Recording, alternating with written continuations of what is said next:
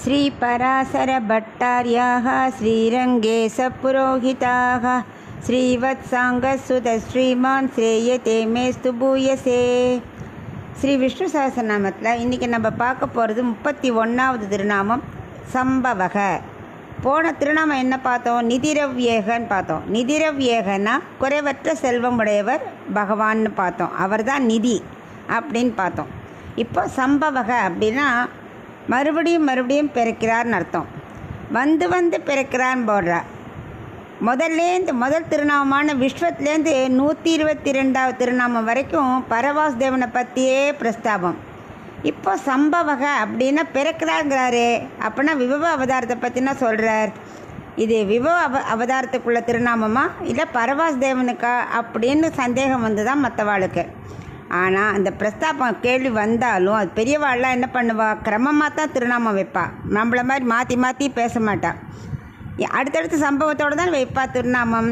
அப்படின்னா இங்கே சம்பவக அப்படிங்கிறதுக்கு என்ன அர்த்தம்னா, திருநாமம் ஏன் வந்ததுன்னா, ஒளி தரக்கூடிய பகவான் எங்கே இருக்கார்? வைகுண்டத்தில் இருக்கார். ரொம்ப தள்ளி இருக்கார் இல்லையா? ஸோ அந்த நிதி அவரோட திருவடியான தேன் போன்ற அந்த திருவடி நமக்கு கிடைக்க வேண்டாமா? ரொம்ப தள்ளி தான் நம்மளால் எப்படி சேவிக்க முடியும்? அதனால் நமக்காக வந்து பிறக்கிறார். நம்மளாம் பயந்துடுவோமா, அச்சிச்சோ ரொம்ப தள்ளி இருக்கு, நம்மளாலலாம் முடியாது அப்படின்னு நம்ம என்ன பண்ணுவோம்? இருக்கிற கொஞ்சம் நெஞ்ச பக்தியும் போயிடும். அதனால் பகவான் என்ன நினச்சார்? நம்ம வந்து பிறந்து இவாளுக்கு அந்த பயத்தை போக்கணும் அப்படின்னு நினச்சாராம். அந்த பயம் பீஷ்மருக்கு நம்ம மேலே வந்துடுத்து. மக்கள் வந்து இது மாதிரி நினச்சிருவாளோ, அதனால் நம்ம என்ன பண்ணுவோம்? இந்த சம்பவக போட்டுடுவோம். முதல்ல அவள் மக்களோட பயத்தை போக்கணும். தள்ளி இருக்கிற பகவான் நமக்கு கிடைக்க மாட்டாங்கிற பயத்தை போக்கிடணும் அப்படின்னு இங்கே சம்பவகன்னு போட்டாராம். அதுக்கு ஒரு திருஷ்டாந்தம் இருக்குது, உபமானம் இருக்கே.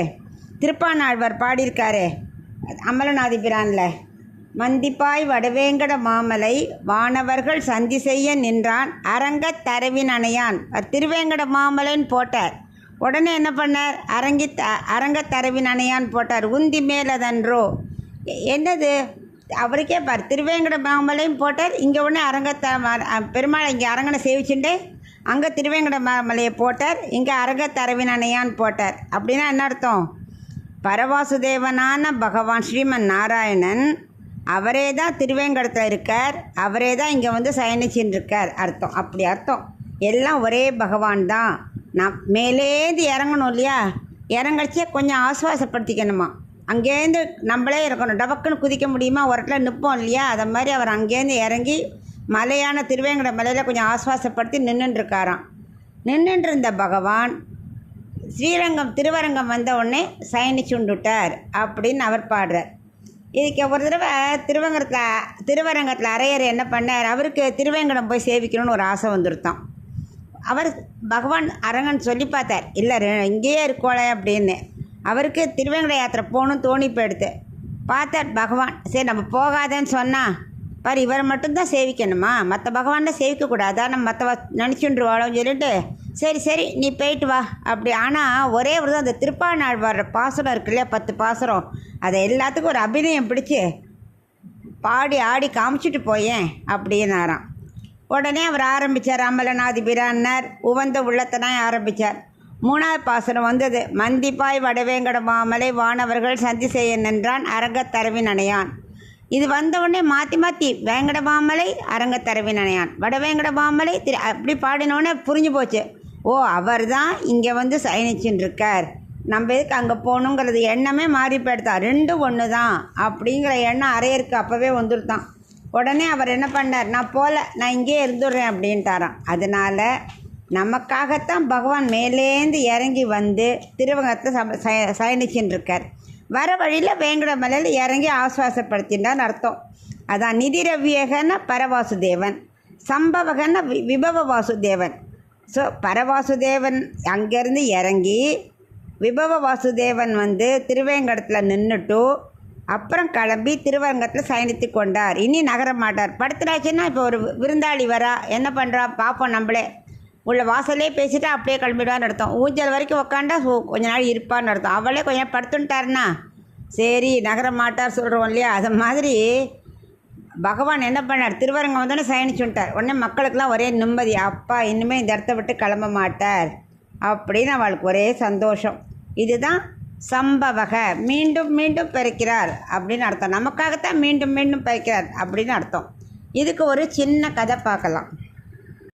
பகவான் மீண்டும் மீண்டும் பிறக்கிறது மட்டும் இல்லை, தக்க வடிவத்திலையும் தோன்றுவார். நமக்கு எப்படி தோன்றுறதோ அப்படி தோன்றுவார் பகவான். ஹைதராபாத்துக்கும் சைந்தராபாத்துக்கும் நடுவில் சில்குன்னு ஒரு கிராமம் இருக்குது. அங்கே ஒரு விவசாயி இருந்தான். அவன் என்ன பண்ணுவான், வருஷம் நல்ல தானியம் விளைஞ்ச உடனே ஒரு பகுதியை எடுத்து திருவேங்கடமுடையானுக்கு சமர்ப்பிச்சிருவாராம். அப்புறம் அப்படியே பண்ணிட்டு தான் அவனுக்கு வயசாகிடுது. அவனுக்கு திருமலைக்கு போக முடியல. வீட்டிலையே பெருமாள்கிட்ட மலை ஏறி வந்து வர முடியலையேன்னு வருத்தப்பட்டு பெருமாள்கிட்ட வேண்டிகிட்டே படுத்து தூங்கிட்டான். தூக்கத்தில் பகவான் வந்து தோன்றினாராம். நீ ஏன் கவலைப்படுற, அங்கே வரணுன்னு? உன் வயலுக்கு பக்கத்தில் ஒரு சிவலிங்கம் இருக்குது பாரு, அதுக்கு பக்கத்தில் தோண்டிப்பார், நானே காசு கொடுக்குறேன் உனக்கு அப்படின்ட்டார். உடனே பக்தர்கள் என்ன, அவள் வர முடியாட்டா பரவாயில்ல, ரியல் பக்தி இருந்தால் நான் வரேன் உங்ககிட்ட. அதுதான் பகவானோட இது சௌசீல்யம். அவர் வந்த உடனே அடுத்த நாளைக்கு விவசாயம் என்ன பண்ணா, எல்லா மக்களையும் கூட்டுண்டு தோண்ட ஆரம்பித்தான் வயலை. தோண்டினா ஒருத்தில் ரத்தம் வருது.